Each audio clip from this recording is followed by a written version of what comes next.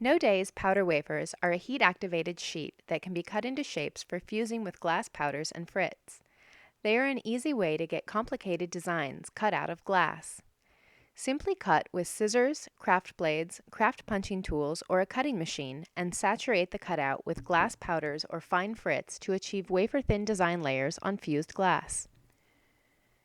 Remember to always wear a NIOSH-approved dust mask or respirator when working with glass powders. The no-days powder wafers can be activated directly to the base piece of glass you plan on fusing, or indirectly by activating on the release liner that comes in the package. The direct method involves placing the no-days powder wafer cutout on the sheet of glass that you will be fusing it to, covering it with powder, and tamping it down, then heat activating the design in a craft oven or griddle, or in the kiln.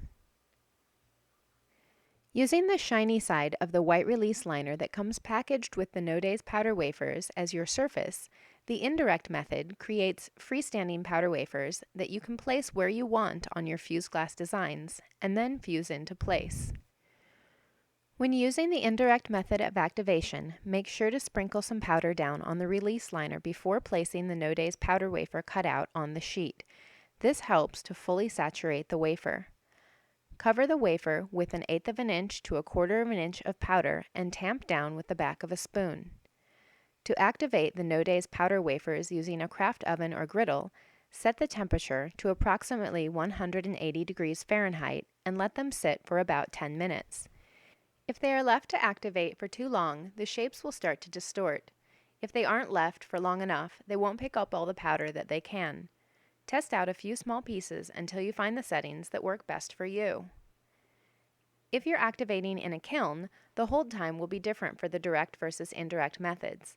Glass and ceramic are insulators and will take longer to heat up than the powder wafers. If you're activating directly on the glass, you'll need the glass to heat up to 180 degrees Fahrenheit to activate the no-days powder wafers. After activating, the pile of glass will look exactly the same as before, if you've applied enough powder. If a spot looks wet while you're activating it, then the wafer isn't getting fully saturated and may start to distort. Add more powder to the wet areas. You can still fuse with it without adding more powder, but it will look washed out and the design may not be as crisp. After removing the glass or release liner from the heat, let it cool down for a minute or so before cleaning up excess powder. You can carefully collect it for reuse in another project. When the glass has cooled down, the no-days powder wafer is fairly strong and can be brushed and tapped without tearing or distorting. Once the no-days powder wafers have been brushed clean and placed on your glass, your fused glass creation is ready to fire in a kiln. Here's a recommended firing schedule for a full fuse. The first 3 segments are important for slowly burning off the binders, preventing distortion in the design. The binders will stink and smoke a bit while burning off, so it's recommended to vent your kiln to the outside during the first 3 segments. If you can't vent your kiln outside, then don't vent. The different application methods will give you different effects after firing, so it's recommended to create some samples and experiment before creating your masterpiece.